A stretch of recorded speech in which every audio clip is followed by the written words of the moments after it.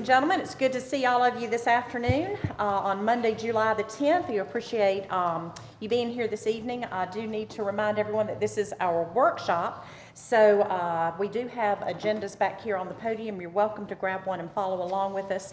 In the workshop, other than the approval of the agenda, we don't actually vote on the items on the agenda tonight. It's just for discussion and information gathering only. So don't be surprised if we don't vote, and then we'll be voting at our regular city council meeting, which will be next Monday. We're delayed a week this week due to the 4th of July holiday, so appreciate everybody accommodating that schedule. The first order of business is going to be 4 public hearings, so I'm going to turn it over to Rob Wilmot, the city attorney, who will open those public hearings for us. First, I'd like to let you know that the City of Tifton's written public hearing procedures, the standard for exercising zoning powers, and a copy of the majority of conflicts of laws are available as a handout for public review. The first matter we have for public hearing tonight is application PP23-0029. It is an application by Linville Properties LLC, requesting rezoning of approximately 0.29 acres from residential R8 to general business for use as a convenience store. This property is located at 200 Goss Street, Tifton County, Mackinac parcel number 2T056141. This time I'd like to ask the council questions. Have any of these applicants or opponents to the application contributed at least $250 to any campaigns for election during the past 2 years? No. Do you or any members of your family have a property interest that would be affected by the proposed rezoning or reclassification of the property, whether it is a positive or negative impact? No.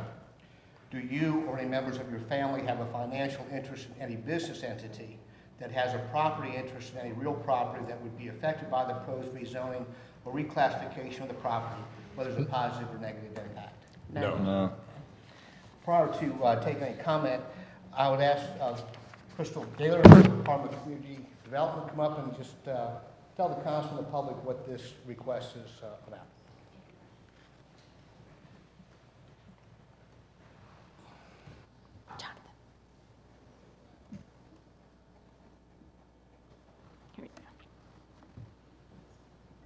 Thanks, Jonathan.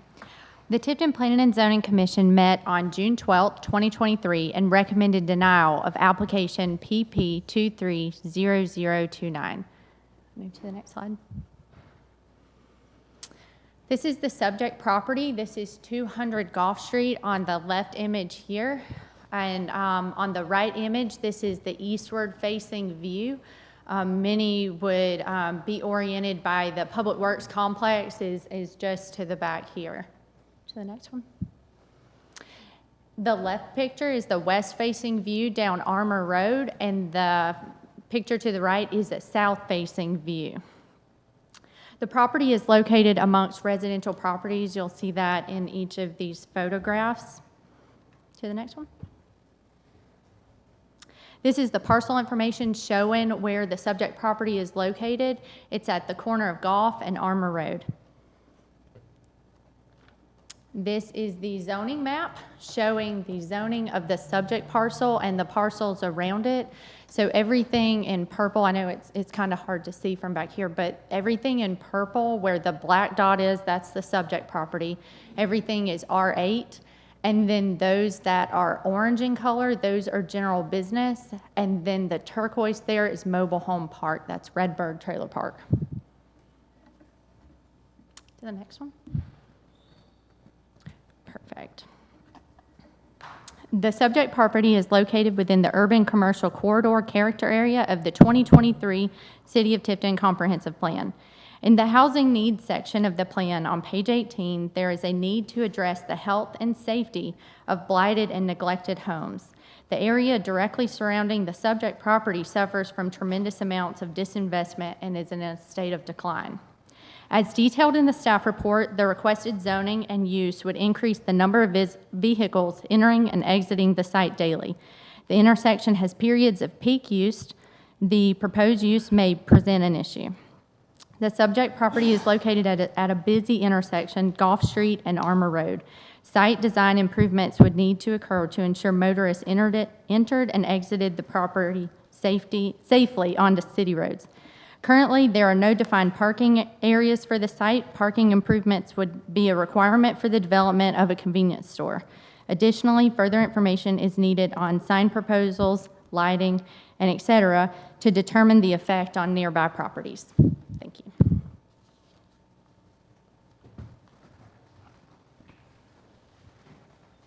All right, at this time, I ask anyone here who'd like to speak in favor of this application?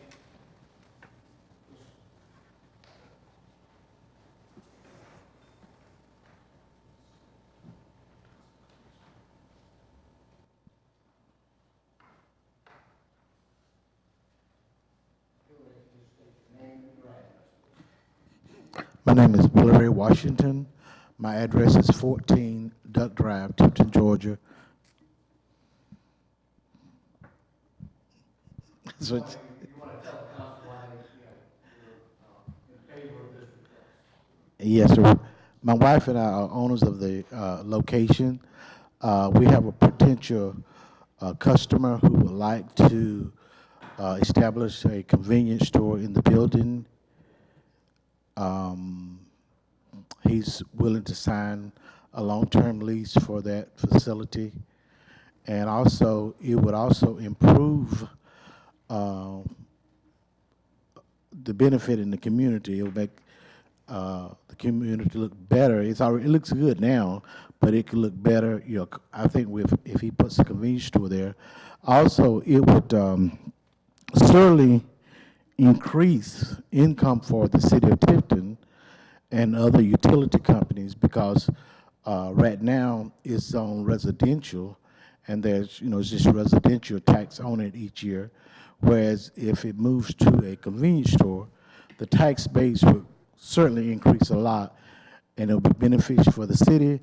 It'd be beneficial for me, beneficial for the people in the community to be able to have a convenience store closer to them. There are others in the area out there, but it will be closer to those who live on Armour Road, Gulf Street, the trailer park, as well as the city employees who go and come in and out of the complex. They'll be right there so they can get them something quick to eat and get back to work. So I think it's a win-win for the city of Tipton. It'll be a win-win for me and my wife and our LLC, and we just looking forward to seeing that area grow. We've developed that building. We've remodeled that building at least 2 or 3 times, and each time we've gone in, we've had to do a lot of work, put a lot of money in it to make it look like it look now. Before we got it, it was really a detriment to that community, and me and my wife have struggled and worked hard to get it to where it is now, and we'd like to see this business come there. Okay. Any questions while I'm here? Any questions, John? I got one. Sure. Being that it's a residential, and you're saying it's going to be a convenience store, will you be putting in gas pumps there, or will this just be No. somewhere you go get a Coke and No. a bag of pizzas? It's been all of us probably have gone by that building 50 times or more. It used to be what A&S Rental used to be in that building, and long time ago, it was before zoning come along, it was used for a business, and whenever zoning was established, it was just never applied for to have it rezoned to fit the building. The building's been there for probably 50 years or more, and it's been a bicycle shop, it's been car wash there, there have been several ministries established there, and every time someone tried to improve it to a business style, they were denied because of the fact that it wasn't grandfathered in as commercial. It was just like it was whenever zoning come in residential, And the way the building is built, I don't believe anyone would want to try to make it a resident because it'd be just too costly to do residential. So now is a good time to change the zoning so that it will fit the building. Any other questions, gentlemen? Any questions? Yeah. Anybody? Yeah, I'm good. Thank you. Is there anyone else here that would like to speak in favor of this application? Is there anyone that would like to speak in opposition to the application? I'd like to ask Crystal a question, if I could. He stated several businesses that had been there. Now, since the zoning changed, I know there was a period there wasn't zoning, but since the zoning changed, there's been businesses there that don't meet R8, or what, how does that work? Unfortunately, I've only been with the city of Tiffin for almost 3 years, so I can't speak to the entire history of the property, but when Land Development Code was established in 2012 and the base zoning was established, this was established to be an R8 district. I'm not aware of the businesses. I've actually only known the property since Mr. Washington bought the property, so I can't speak to any of them. But they would have been grandfathered in. So had they operated prior to Land Development Code being established, they would have been grandfathered in until a change of use. Because it's clearly not a residence there now. No. And, okay, but it's zoned for a residence, but there's not a residence there. Okay. I'm good. Mayor Council, I think there's no further comments. I'd ask that public hearing be closed. You are for it? Yeah. I think, okay, that's fine. Let's go on to the next Okay. public hearing. The next application we have is application PP 23-0031 and PP 23-0032. This received from Tiffin Magnolia Villas LP, requests the annexation and rezone of 2 tracts of land located on E.B. Hamilton Drive. Tract number 0046029 being 1.385 acres, and tract number 0046029D being 7.229 acres for the purpose of apartment complexes. All right, I'd like to ask the conflict questions of council. Have any of these applicants or opponents to the application contributed at least $250 to any campaigns for re-election during the past 2 years? No. No. No. Do you or any members of your family have a property interest that will be affected by the proposed rezoning and reclassification of the property, whether it is a positive or negative impact? No. No. Do you or any members of your family have a financial interest in any business entity that has a property interest in any real property that will be affected by the proposed rezoning and reclassification of the property, whether it be a positive or negative impact? No. No. All right, once again, I ask Crystal if she'll come up and explain to the council and the public what this application is about. Thank you. Jonathan, if you'll move me one. Perfect, thank you. The Tipton Planning and Zoning Commission met on June 12, 2023, and recommended approval of application PP 230031 and PP 230032. The applicant is seeking to annex into the city limits. The properties are currently zoned County MR, and the applicant is seeking to establish the zoning as City MR. The next one. All right, these pictures are to orient you to where the site is. This is the west-facing view down E.B. Hamilton Road. And then to the right is the east-facing view looking the opposite direction down E.B. Hamilton Road. All right, and then on the left, you've got the south-facing view from E.B. Hamilton Road and another view. So where you're looking at is on these sets of pictures. To the very back of what you can see on the pictures is where the property would be developed. So again, it's not the immediate area to the front. You're looking further back. These are the subject parcels. So again, those pictures were taken from immediately north of these subject parcels at E.B. Hamilton Road. And here's the site plan. The proposed development consists of 46 apartments and would be two-story and restricted to seniors 55 and older with 1 to 2 bedroom units. The applicant requested a parking, or is requesting a parking reduction based on ITE data. The data recommends 0.67 to 0.83 stalls per unit. The development proposes 1.5 stalls per unit, so a little bit over double what ITE calls for. LDC calls for 2 spaces per unit plus 1 per every 5, so that's 101 spots, and their development calls for 69 based on ITE data. Current zoning and use of the neighborhood. The zoning of the surrounding area within the city limits is a mix between suburban agriculture, multiple residential, and residential professional. Many properties along E.B. Hamilton Drive are apartment complexes and rental developments. Properties to the south along Carpenter Road are developed as an apartment complex and retail. The subject properties are located adjacent to the residential, transitional suburban, and urban commercial corridor character areas. In the needs section on page 18, there is a definite need for affordable housing. As detailed in the staff report, the requested use would increase the number of vehicles entering and exiting onto E.B. Hamilton Road.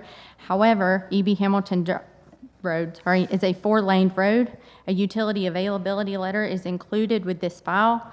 Utilities are available to serve the proposed use. Is there anyone here that'd like to speak in favor of this application? You can say, go ahead,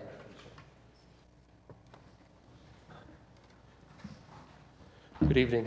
My name is Matthew Creedy. I'm with Engineering Surveys and Services, offices at 1113 Faith Street in Columbia, Missouri, and I am the civil engineer for the project. I think Crystal gave a pretty good summary of the project. Again, it is annexation and zoning for about an 8.6 acre property, pretty much surrounded by similar uses of multifamily. As she mentioned, it's a 46 unit development that's been submitted with the plan. 2-story buildings. It'll be like a mix of hardy board. I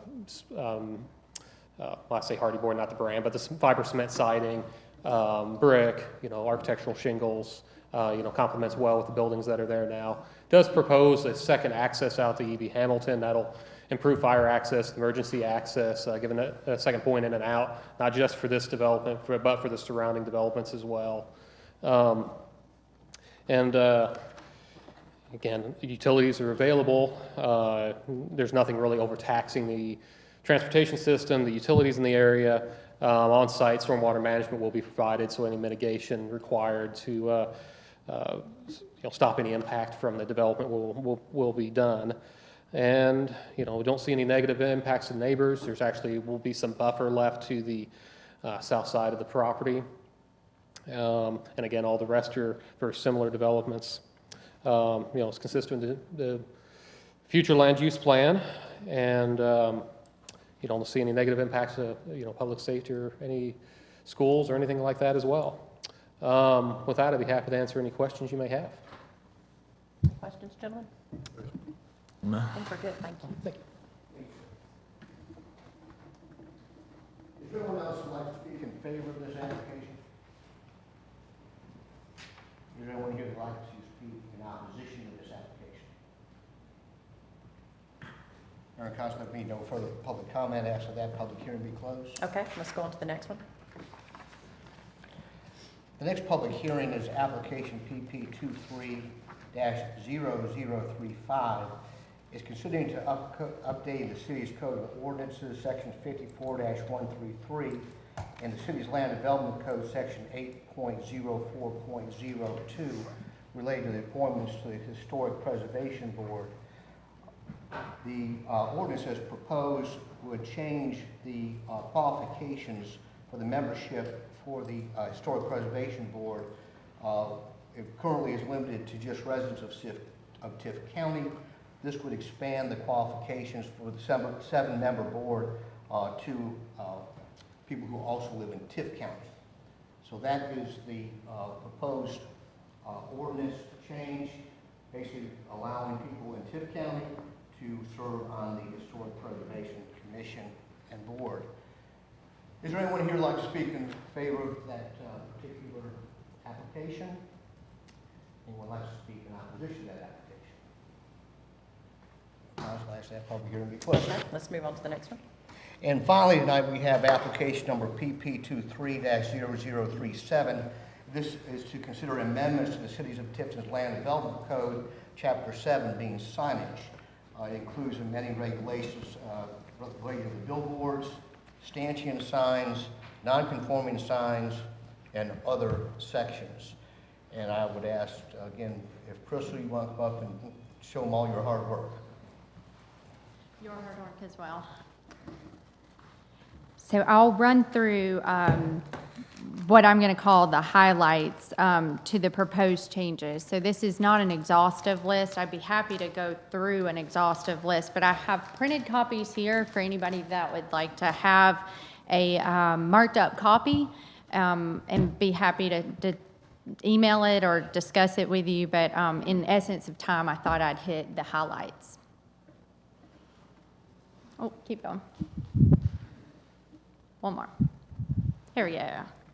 All right, in section 70200 definitions, we are proposing adding air-blown advertisement devices and multi-tenant signs and changing the definition for billboard signs. In 70900 prohibited signs, we are recommending the addition of roof signs. 7.1200A, sign setbacks, we are proposing to add a 5-foot setback to freestanding signs. The billboard sign section of the ordinance, where most of the changes were seen, adding a requirement that to construct a new billboard in the city of Tifton, an existing billboard would need to be torn down. And it would limit billboards to zoning districts, general business, wholesale, light industrial, heavy industrial. It would limit the overall height to 60 feet and would prohibit side-by-side or stacked billboard signs. 7.1200E, monument signs, reduce the maximum sign area from 60 square feet to 35 square feet. 7.1200D, stanchion signs, added provisions for high-rise signs and limiting them to 1,000 feet from I-75 along the interstate corridors.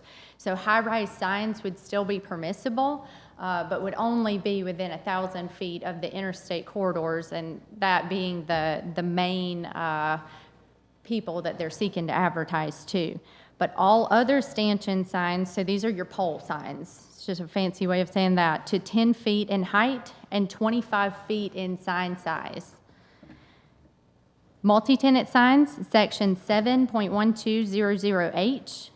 This would be a newly added regulation. Right now, they're not regulated.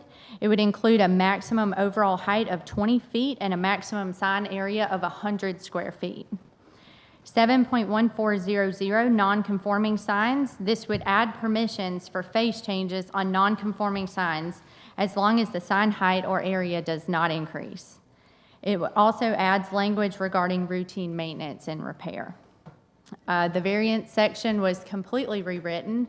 The previous variance section was extremely limited on what you could receive a variance on, and we wanted to open that up just a bit. 7.1600B added regulations for stick signs. There would be 2 per commercial parcel. So residential parcels would not be regulated under this, and real estate and those sorts of signs are exempt from this, but I'm more thinking the now hiring signs. We don't need to have 10 of those, maybe just 2 would be good. So that's where the regulation came from on that one. It also added limitations on the amount of time an air-blown advertising sign could be in operation. And then 7.1701 added provisions for converting billboard signs to electronic graphic display signs, but it requires 2 existing billboards to be torn down to be able to do so. Be happy to take any questions that anyone may have. How does this impact, or how are these changes going to impact historic district? Those regulations would remain in place, correct? Right. Like downtown and everything's what I'm thinking about. That's right. So The Historic Preservation Commission reviews sign applications within the historic district boundaries, but billboards are explicitly prohibited in the historic district and within 500 feet of the historic district. Any other questions, Crystal, gentlemen? Not at this time. I think we're good. This is on for the discussion agenda Yes, as well. yeah. All right, is there anyone here that'd like to speak, anyone else want to speak in favor of this application? Yes, sir. I'm Bart Holt with Lamar Advertising. How are you? All right, just, your address too, please, sir. 369 Enterprise Drive, Valdosta, Georgia. And first off, I would just like to thank Crystal and Julie and everybody in the city of Tifton for even looking at the sign ordinance.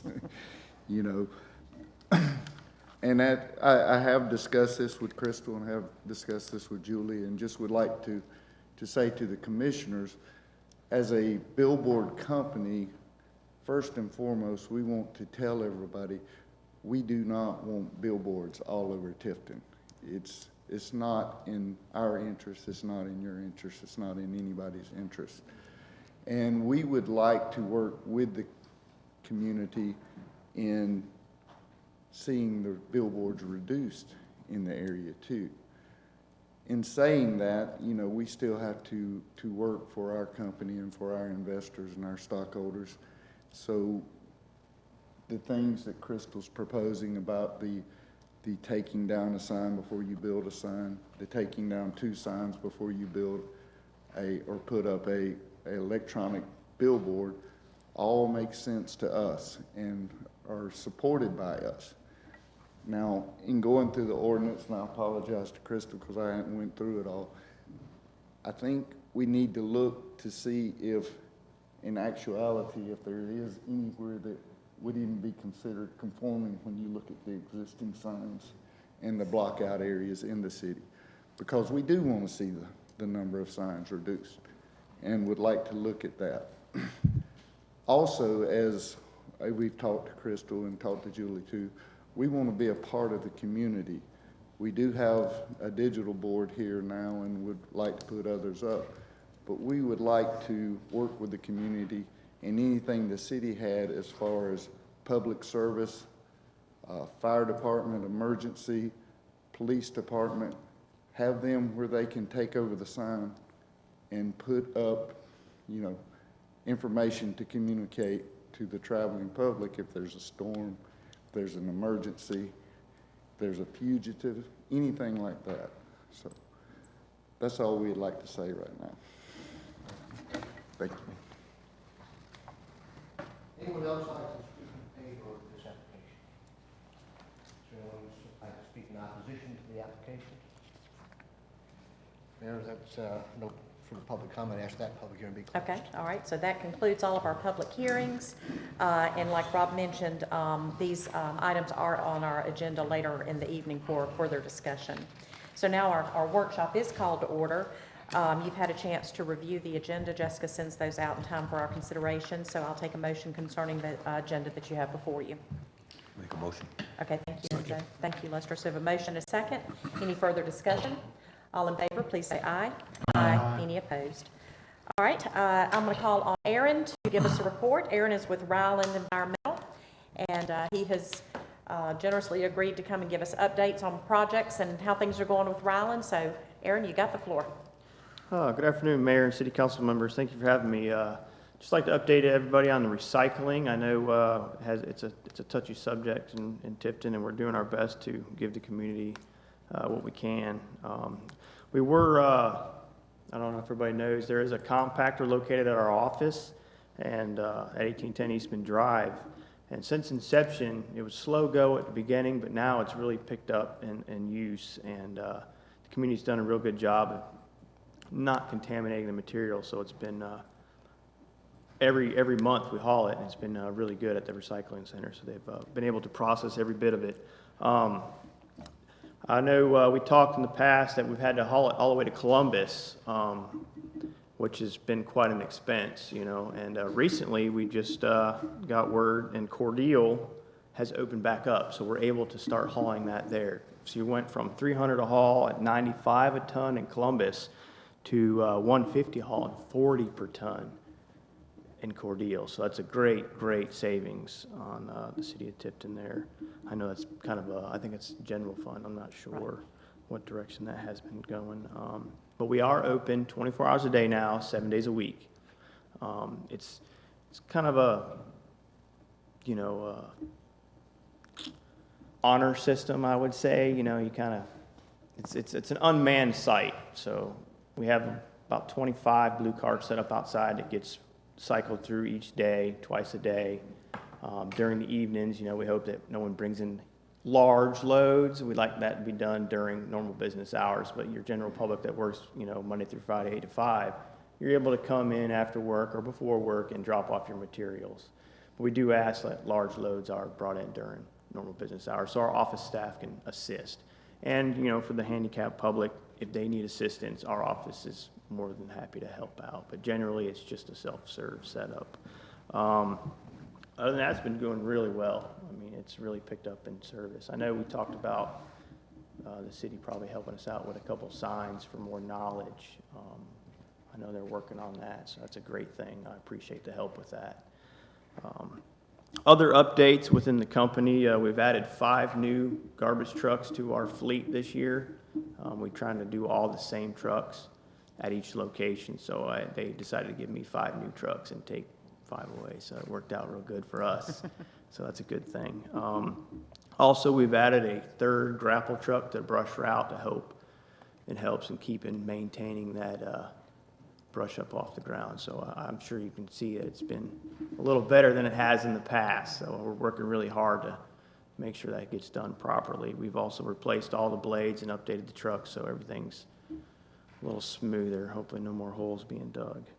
But other than that, we've also updated our computer system at our office. We went to a customer portal so everybody can go paperless billing. That's for our commercial customers, residentials all through the city. But that gets you away from your paper billing. You can update your services all online. You can do pretty much like how everybody pays their bills nowadays and changes their services. So we kind of updated all that system. We've also updated our phone system.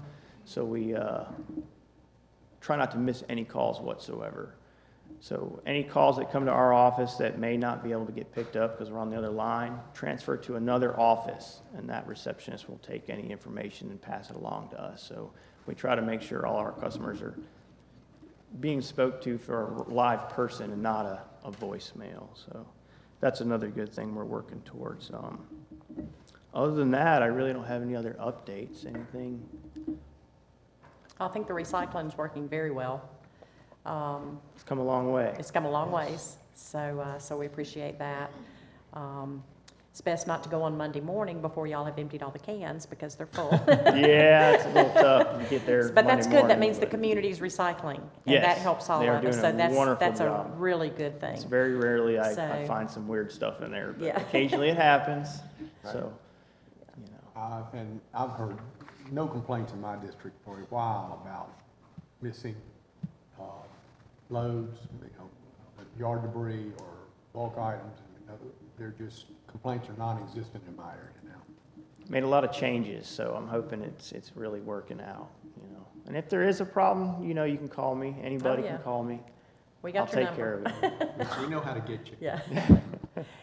Any other comments? I just John? want to personally thank him. Every time I call him, like, hey, man, I got this I need to get rid of. Come on, Josh, come on down and see me.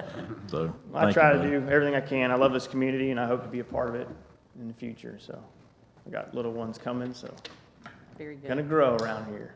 I appreciate everybody. Thank you so much for having me this evening, and you know how to get me if you need me. Okay, Thank thank you. you so Thank much. you, Aaron. Thanks, Aaron. We appreciate that. All right, under old business, we've talked about this a little bit before, but we wanted to put this back on our workshop agenda for further discussion. It's review and discussion of the proposed natural gas rate increase. I'm gonna turn the floor over to Emily. To pass these out, I need a dust for one for the record. Oh, sorry. This is just kind of outlined, with a few options that we could possibly have if the Phillips Council is to increase natural gas prices. We put this on the agenda in June, and, Eric, is that right? Eric. Eric came and spoke to us about, when is the best time to do rate increases. If we wanted to look at that, now was the best time. It was tabled at the last meeting, so we wanted to bring it back and give a little bit more of detailed information. If you'll look in your agenda packet, we have the current rates of what everybody's at. Given residential, commercial, firm, industrial, agricultural, UPS, City of Nashville, and industrial. Those are all areas that we service with natural gas. We have proposed a 25-cent increase, and we have crunched the numbers to show you what the revenues would look like and what the impact would be on the citizen side. We've also ran the numbers at a 50-cent increase and a 75-cent increase if we decided to go that route. And I'm going to ask Larry to come to the podium to talk about that enterprise fund and kind of where it sits. As a reminder, our natural gas does run on an enterprise fund. It's a small business in itself, and it has to operate and function. Projects come out of that. It's one of our enterprise funds that kind of struggles, to be honest with you, from month to month, depending on where gas sales are. So I think it's time to look at that to see if that's something we want to do. It has been a very long time since we've done an increase for gas. Good evening, Mayor and Council. Just to give you an overview, there's two items really I want to concentrate on. During the summer months, we cover our variable costs, but we have to have enough additional income to cover our fixed costs. So summer months don't look too good, but the winter months do look good. So that's where I first contacted Eric. I said, look, why are we running so negative in the summer months? And it's basically that. And the other item is that we need to be generating a reserve for future capital expenditures. For instance, this next year we're spending $855,000 on capital outlays for the gas fund, and we are taking like $250,000 out of our reserve for that, because we'll only have our income of like $600,000 for the year. So we have to draw that from our reserve. So we have to continually build our reserve for capital expenditures in the future. So that's two items that you need to also consider, when you look at the rate increase. Last year our income for the year was $432,000, I think, and this year's going to be 600-ish in that neighborhood. So, we're not hurting in that area, but like I say, you need to think of those other two items that I mentioned in considering that. So, Are we offering, I can't remember if I've asked you this and you answered it, so forgive me if I've asked it already, but just to refresh my memory if I did. We used to offer, when builders were building subdivisions and neighborhoods and doing some significant construction, we used to offer some incentives to have gas appliances so that we could generate those gas sales. Is that still in place? Does anybody know? It is? Okay.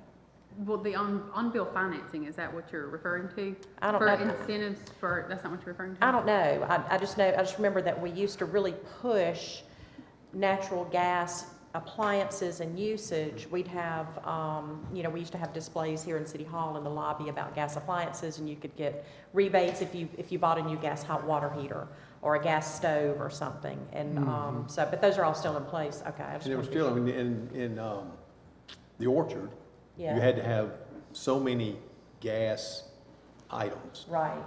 And there were a couple of neighborhoods that used to have. You had 3 at the house. It was something that was done. Yeah.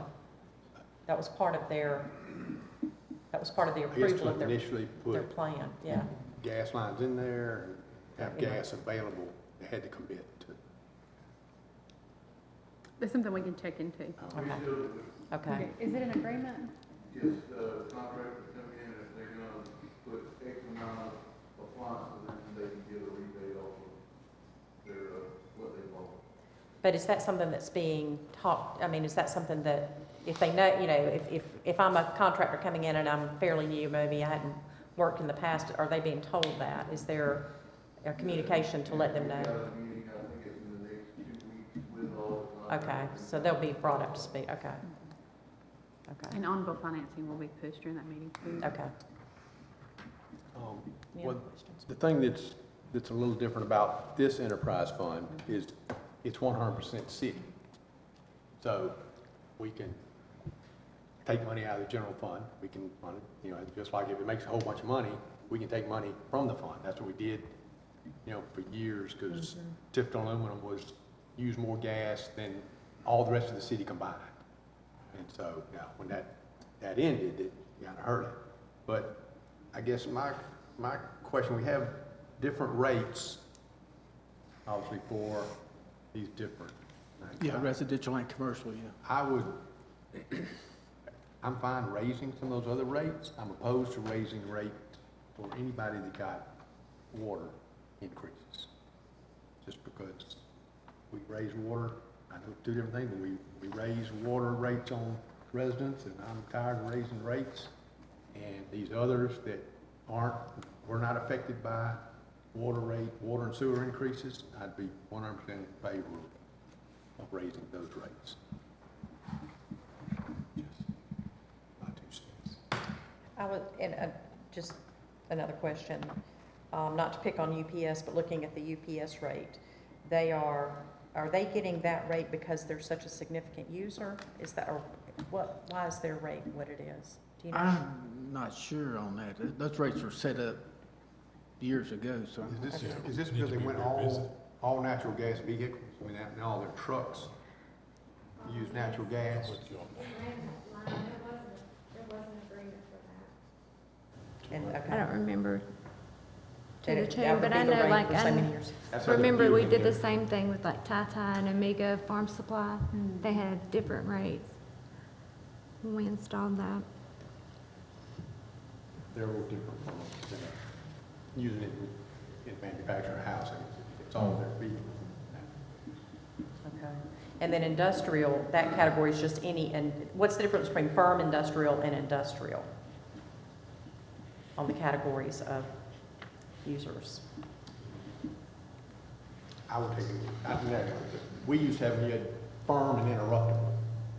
Firm Okay, said you gotcha. had, Okay. 100%, you cannot cut Okay, them off. gotcha. They can't do it. And then you have interruptible, when you because we reach had a peak capacity. shaving plant that could use butane, Okay. and the city got too high, so we cut the city off. So a firm industrial would be, say, for example, the hospital or something. That's right. Can't do that, and Can't don't do have that. a second source. Don't have a second source, to, okay. you know, And then just industrial, like you said, would be if you had the shaving plant. Okay, Yes. gotcha, okay. Okay. All right. Any other comments or questions, gentlemen, for consideration?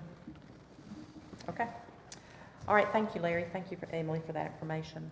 Under new business, I'm going to call on Ricky Hobby to come and talk to us about the request to purchase a landfill tractor from a state contractor vendor. Good evening. In your packets there showing that we're requesting purchase of a new tractor. It's to replace the 2007 model Massey Ferguson that we have now. The purpose of this tractor is mowing the entire property, the slopes. We blade our roads with it. We also use it for hydro seeding. Our recommendation, as you can see, there's 3, and there's actually 4. One came in a little late. But our recommendation still stands with Atlantic Southern to purchase theirs off the state contract for $90,287.35. And you do have some pictures there, what we're looking at. This is a budgeted item in our capital for $130,000 was budgeted, and we're coming in at $90,000 with it. From the enterprise fund, with money out of Yes, the, yes, from the enterprise fund. Okay. Okay, any questions of Ricky on that? I think that's pretty explanatory. So we're good? Okay, thank you, Ricky. Thank you. We've got all that information we'll consider.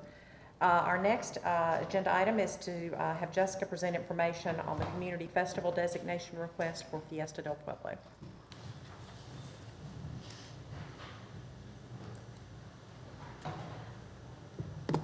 This is a request, and Bruce Green and Ms. Dean are here, and they're going to speak about this a little bit more with y'all, but the group that organizes La Fiesta is requesting the use of the festival ordinance to have alcohol during their event on September 23rd, and the time for sales that they're requesting on that Saturday are from 5 to 10.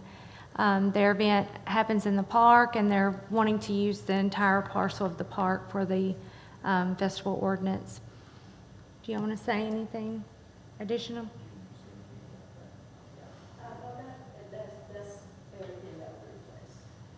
Okay. They are a nonprofit. They meet the ordinance guidelines. So this is just presented to y'all if y'all would like to allow them to utilize that and have alcohol vendors there. They're proposing to have 2 alcohol vendors.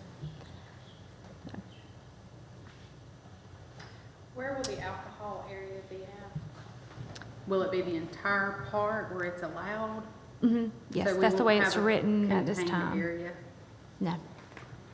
I think they're going to utilize both stages. The main stage, and they put a temporary stage by the playground area, correct? That's right. Okay.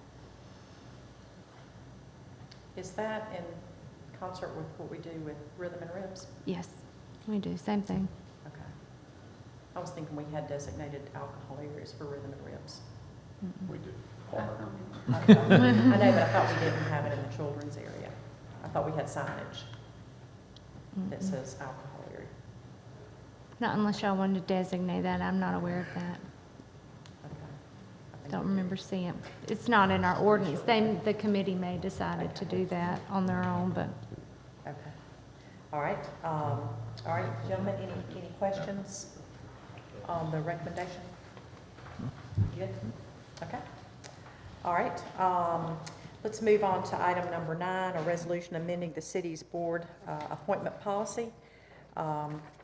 Jessica, that's tied in with the consideration for the Historic Preservation Board, correct? That is, y'all separately have a resolution that, or a policy that y'all have adopted. And so since they're making the changes within our ordinance, this would just be mimicking those changes within our policy. And I also highlighted on that first page of the policy, if y'all want to make any changes to your general appointment policy. Currently, it states that they have to be a resident, a property owner, or business owner. And I didn't know if y'all wanted to additionally add that in to say that they have to be a Tift County resident instead of a City Tifton resident. And that's for any board, not just HBC?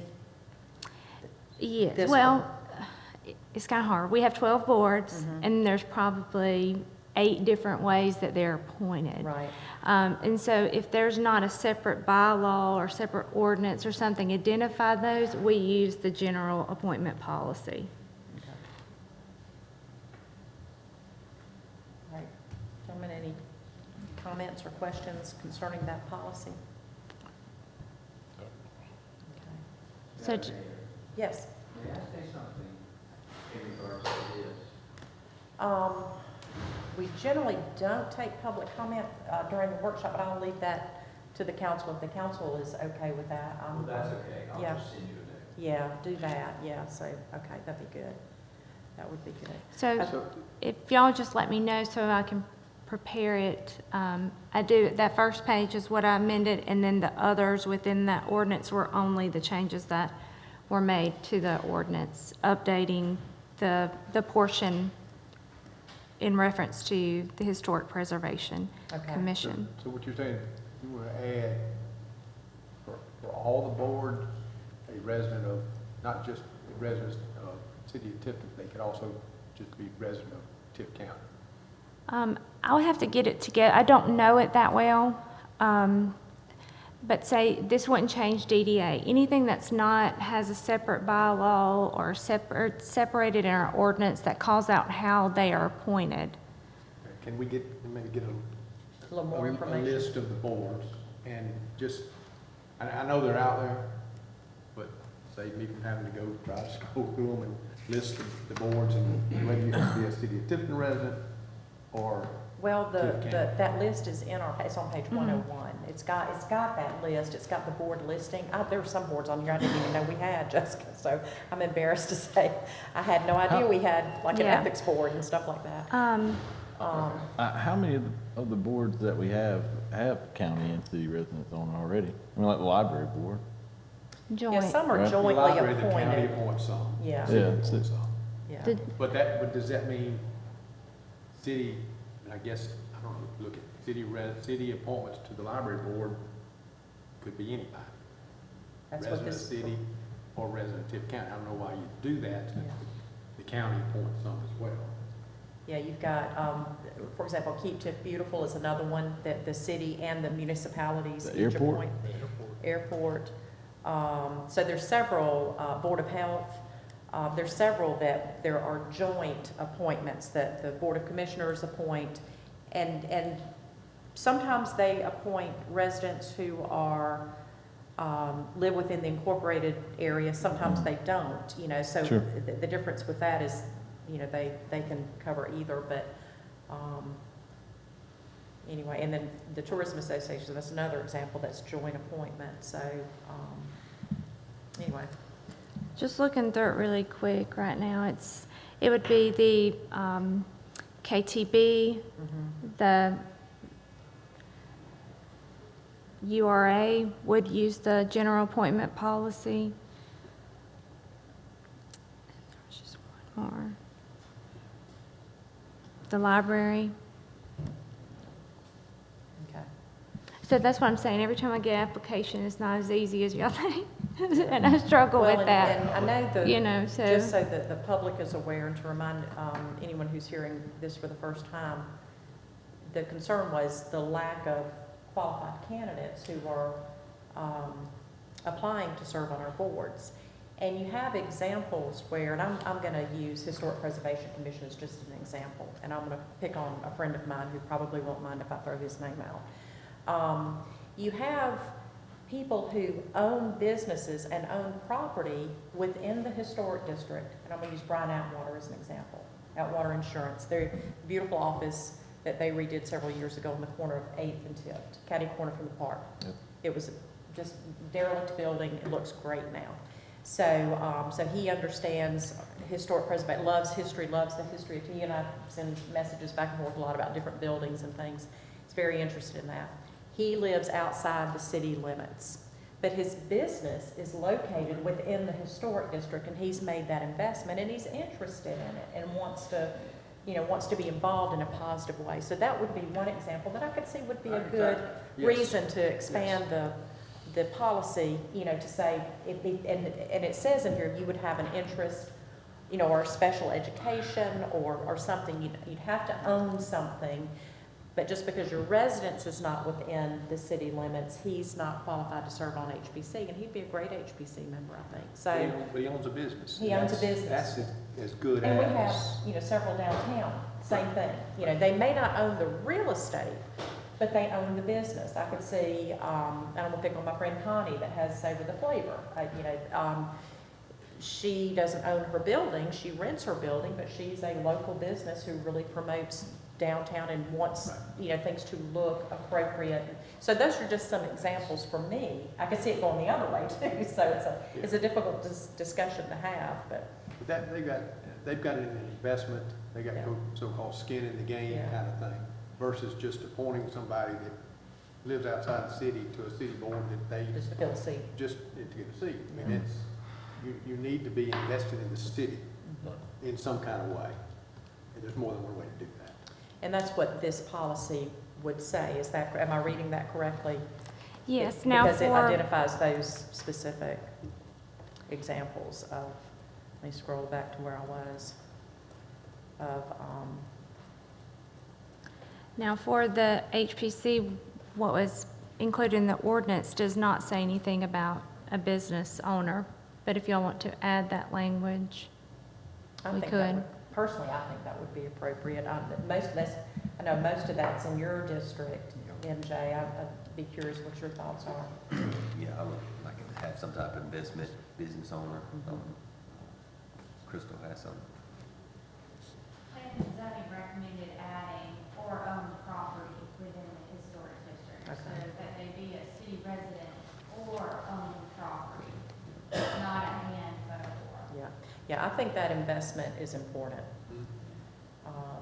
And I think we have some potentially qualified applicants that would meet that requirement, but not if it was an and, or if the or business, or own business property or something.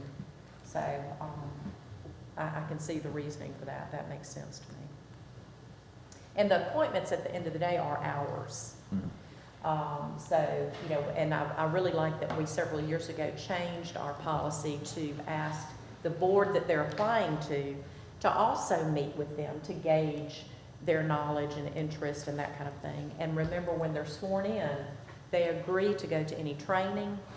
And so we need to make sure, Crystal, that all these boards are getting their training and knowledge, because some of these boards, for example, Planning and Zoning and HPC, make some very significant decisions on how people can use their property, which has great impact, not only on that property owner, but the neighborhood or the area. So we need to make sure, particularly in the case of HPC, it's not just a, do I like the aesthetics of it, but I understand the historical significance of what we're doing with this application and how that fits in. So making sure that the training is received is critical. That's, you know, that's very important. I know you organize that training for them and everything. So that's my 2 cents. So,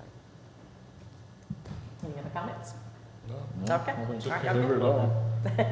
Okay, let's move on and talk about these ordinances that we talked about at the public hearing. We have the item number 10, the review of the zoning application for Linville Properties to rezone that from R8, residential 8, to general business or GB for use as a convenience store. Any comments or questions or further discussion on that particular? I'm in favor of it. I know the area, and I think that would be a great addition to that area. Okay. Traffic-wise, it's already enough. It's already traffic coming from residents, also Public Works. So I don't think traffic will be a problem at all. So I'm in favor of it. Okay. All right. Any other questions of Crystal or? So the building that's there, is it being a church, or did I read that right? I mean, it's not clearly not a house. Do you know what all it's been used for, Lester? Oh, not in the past, no. I just know right now it's not being utilized, is it? Is anybody in the Is building anybody in now? the building right now? Is it a church? Yeah, it's a church. I thought I read that. Okay. It's a very small ministry, 2 people on Sundays. Yeah. That's pretty small.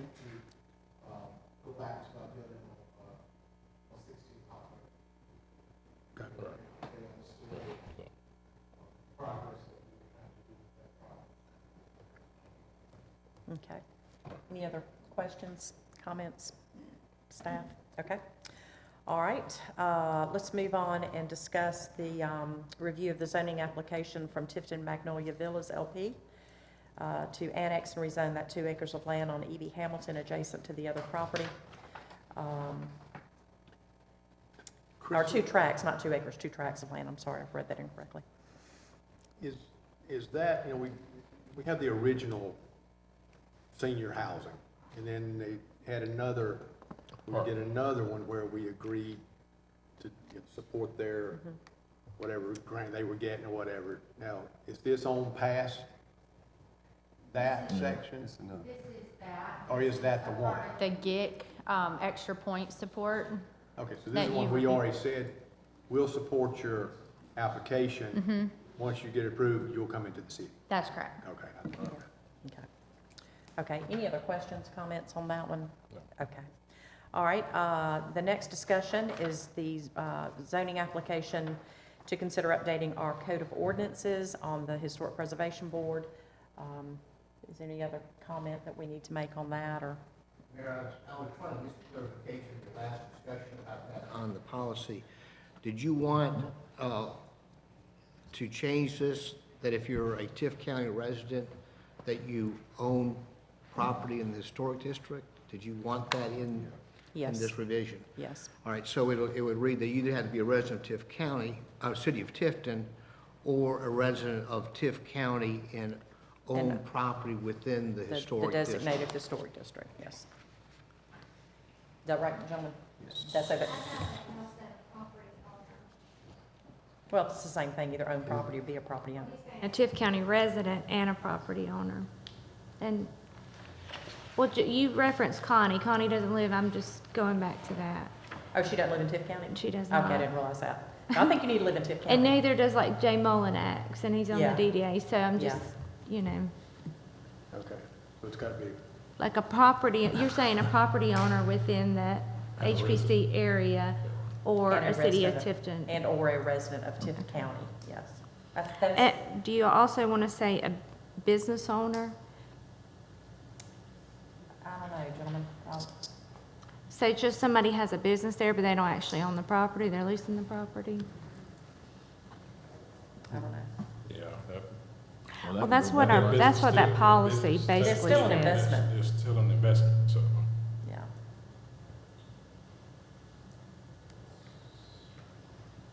Yeah, I would say if we're gonna expand this, my personal opinion is that we limit it to Tift County.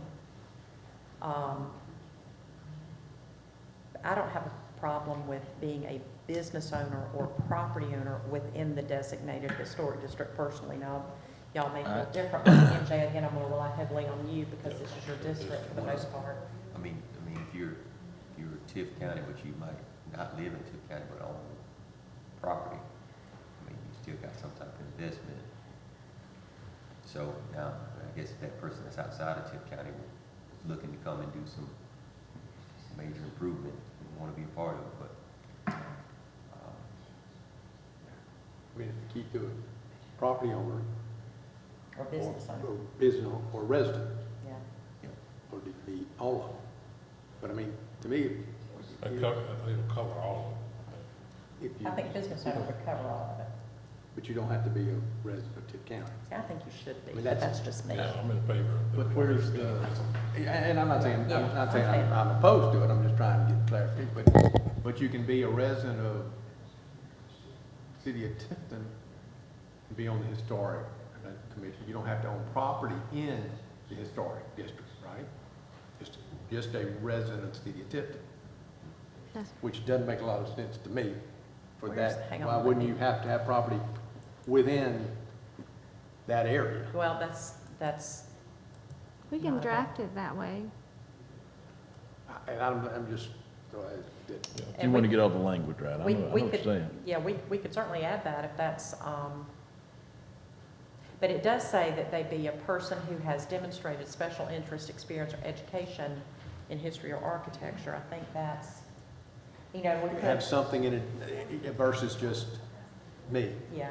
Well, and Who I'll doesn't use, live there and doesn't again, want to be on that to board. go back and use, some examples of people that I know won't mind having their name called out. They need Somebody to like have, Suzanne they need Flynn. to have something like that. Yeah, Suzanne was not, she was a resident of the city. Right. But not the historic They're not. district, but she was a good They're not. HBC member. Very thorough, went through the training, They need so. to have all Yeah, that. I think what you pointed out, Mayor, is that a majority of whom shall be persons who have demonstrated special interest. I mean, I don't know if you need to say a majority of whom. Just I mean, I they can think should. that, yeah, I mean, you could be a member of the HPC if you're a resident of Tiff County and you have, expressed, you have a special interest, in the HPC. That way, you can pick anybody you want to and that's a resident of the county, but you kind of drill down on, this is the right person based upon their education, training, and interest in the HPC. I'd still personally like to see the business or property owner within the district All right, so, for non-city residents. all right, so, right now, That's we're just- talking about, if you're a city resident, you can be on the board. If you've expressed, yeah. And if you're have these a resident of qualifications. the county, you can be on the board if you own property or have a business in the Within the historic district. district. Yeah, yeah. Should be some benefit Yeah. to being a city resident. Yep. Good job. Yep. Okay. Yep. Got it. I think you got it. Clear as mud. Clear as mud, exactly. Okay, thank you, gentlemen, that's a good discussion. All right, let's talk about the zoning application to consider amending, let me try that again, amending our land development code by regulations on billboards, stanchion signs, and non-conforming signs and other subsections. So, Can I just kind of give you a little bit of 10,000-foot Please. view real quick? Sure. This kind of came up, we were dealing with a couple of stanchion signs, Travel Lodge? Fairfield Inn. Yeah. anyway, when we started looking at it, it was just obvious to us that the size of the sign, the size of the face was way too small for those type of locations. And then we started looking at, okay, well, on these big pole signs with these larger, signs with 250 square feet is what we have, how far do you want those to go out into the, into your community? And so that's why we kind of looked at that I-75 corridor, where 1,200 feet from I-75, that's where you could have those big signs. Then as you backed off from that 1,200 foot area, you start looking at, okay, you want smaller, if you're gonna have billboard signs, you want them smaller and not way up in the air. So that's kind of where we kind of moved towards the billboard signs. And of course, the idea of eliminating some when they want to build a new one, it's a great idea because we have some, like on Magnolia, they're currently non-conforming. What we really would like to see is that when you switch those out, that if they could take off the non-conforming and then build their new one, it would be great because that would certainly enhance those right-of-ways. So that's kind of how that developed. And then when we started looking again at some of these stanchion signs as far as size, we certainly thought that they could be reduced some because a lot of cities have, and we've looked at a lot of cities, and to make them aesthetically pleasing and attractive as you're coming through your thoroughfares, you don't want these huge signs. So that really was kind of how this thing kind of morphed into what Crystal has presented today, with some other changes that we saw. You might remember, some of y'all were on the council when we went through this sign stuff. I mean, it's a monumental task because you're dealing with different interests, property interests, First Amendment, issues and things of that nature. But just wanted to commend Crystal on what she's done on this part of it. I'd encourage y'all to take a good look at it, read through it, because there's a lot to it, and I think a lot of it is a good idea for the aesthetics and attractiveness of the Crystal, city. let me ask you, I'm terrible with judging distances. I can't tell if something's 100 yards or 100 feet, I just don't know. When we talk about 1,200 feet. Like Crystal, right? Yeah, so on 82, it goes as far east as the Fairfield Inn. Okay. So the event center Uh-huh. and that, Okay. Circle K, it goes that far. It goes to city limits on the western end of 82. Okay. So we have the parcels that are Starbucks and Chick-fil-A, but we Right. only have those first few parcels right off of 82. Yeah. And then we pick back up at Walmart. Okay. And Hobby Lobby further down. Sure. On Second Street, it goes all the way down to Crystal on that side. Uh-huh. The other side is a different story. Yeah. Because it's undeveloped. On 8th Street, it goes as far down as Firehouse, but the provisions that are in here, these signs couldn't be located no closer than X number of feet to a residential parcel. Okay. So on 8th Street, that prohibits it from Right. going really any further than Mavis. to Okay. tell you the truth On that one. And then on 41, where Strickland's and all of that is, it would go down as far as Food Line. Okay, that helps you, thank you. We measured it out, and I'd be happy to send them to you. We prepared maps that showed where those distances were at each of the interstate exits with all the businesses labeled on them. Perfect, okay, that helps give me a visual sort of the areas, so, okay, thank you for that. Okay, y'all have any other questions, you good? Good to go. Okay, all right, thank you, Rob, for that recap of everything, how we got here. All right, our next item under other business is our city manager report. Emily? All right, I have something special tonight. Julie, I'll ask if you can meet me at the front of the table, please. Me? Yes, ma'am. Heard we're about to retire. Okay. You're causing a mass exodus. I know, everybody's like, get out of here.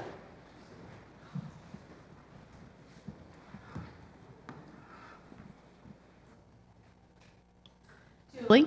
Yes.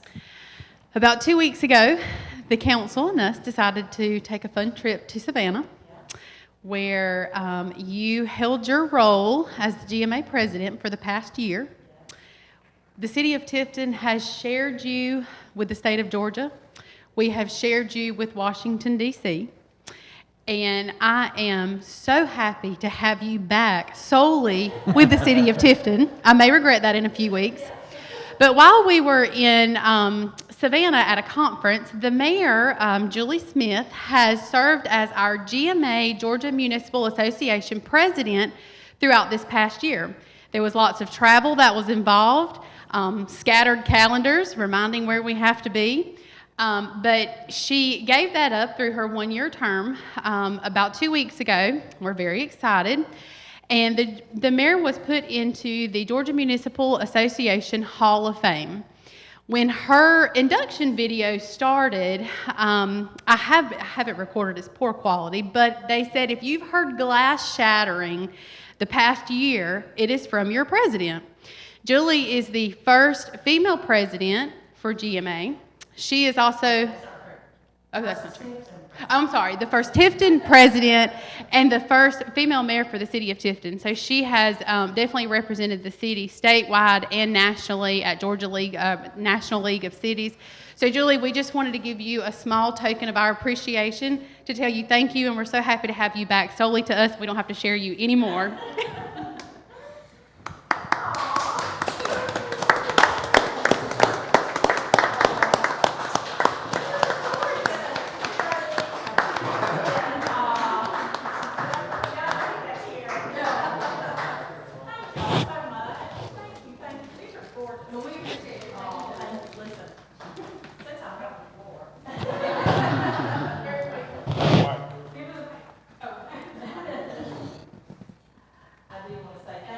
All of you for covering for me, for filling in for me, for your support. It means so much to me, and I've gotten so much encouragement and so much, I don't know, just support from so many people, and it is just truly, it's such an honor for me to represent Tifton. I can't even explain it. But to be able to represent the entire Georgia Municipal Association is just, it just was amazing and something that I will never, ever, ever forget. They did call me the other day and asked me if I would be on a new committee, and I said no. No. Thank you for considering, but not for at least 6 months. And then they said, what about 3? And I said no. No, but thank you so much. This is very sweet of y'all, and thank you. It means the world to me. Thank you, thank you, thank you.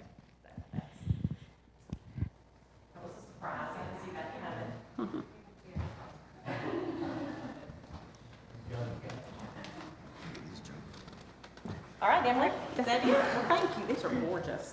They are absolutely beautiful. All right, mayor and council comments. Anybody want to? I'll go first. Go first. I'm finishing up my 8th year on the council. I've enjoyed it, and after going back and forth and thinking long and hard, I have decided to not seek re-election. I'm going to call it quits after 8 years, and I'll have more comments in December when we get to the end. And but I just wanted to go ahead and announce that I've just decided it's time to step aside and do something different. Finally retire. So, Does Melanie know about this? she does. If she's willing to go along with this? She's excited about it. I bet. And I'm we teasing. finally, you know, I don't miss meetings, you know, and for 30 years, we couldn't go places for parts of the month, and it was just always this and that, and, you know, I'm of the age that I need to go ahead and, I'm gonna travel, I better do it now. I understand. Okay, thank you for that, Jack. Anyone else want to go next? Then with a little bit of dumping and a lot of debris in my district, and Emily's been working really hard with me on that, and I was just gonna ask if maybe we can get like a no dumping sign, maybe in that area. Okay, and so people will be fine if they can do that. All right.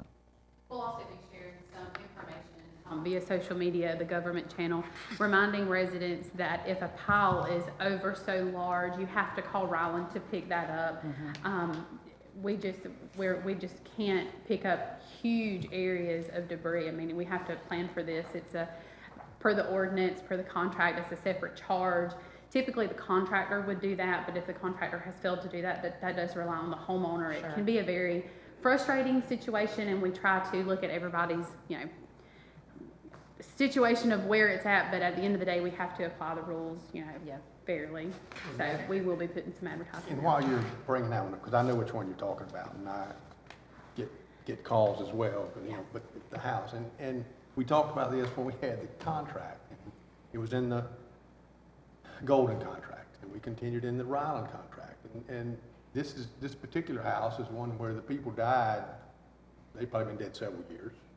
And I don't know if they've been renting it, but then the husband of the people that died, he just passed away. So I don't know if they're getting it ready. But I guarantee you, they have gone months and months and months and months and never had one stick picked up. And so because they want to go ahead and clean the yard up, they get forced into, well, I better clean a little bit this time. And yet at the end of the day, there's only so much, yard debris that a house has, and once they're done, they're done. But I don't understand why you can not have anything picked up for months, and then all of a sudden, because you clean it up, all of a sudden the pile's too big. It absolutely makes no sense to me. I mean, it's just the craziest rule that we have. And Aaron talked about, well, they have to do this and get it. Okay, well, you want to stop every week? Is that what you want? Pick up a pile this week, next week stop at the same house, stop at the same house? Well, there's something to be said for stopping and starting and stopping and starting versus pick it up, and you won't see anything else from that house, I guarantee you, for the 6 or 8 months. Well, I know when I've had,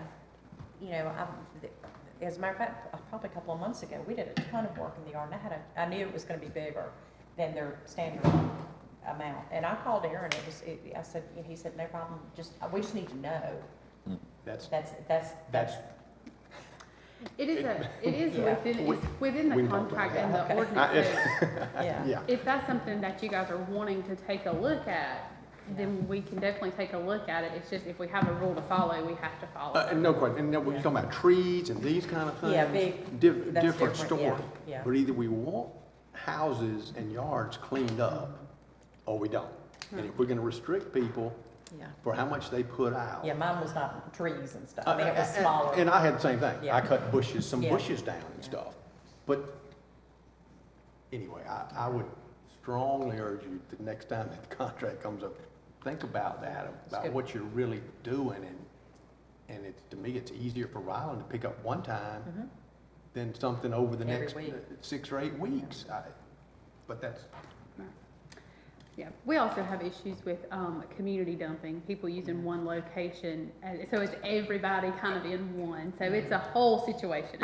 There again, either we want the yards cleaned up or we don't. Yeah. Well, that's something we can certainly look at. So. Yeah, I'll go next. Okay.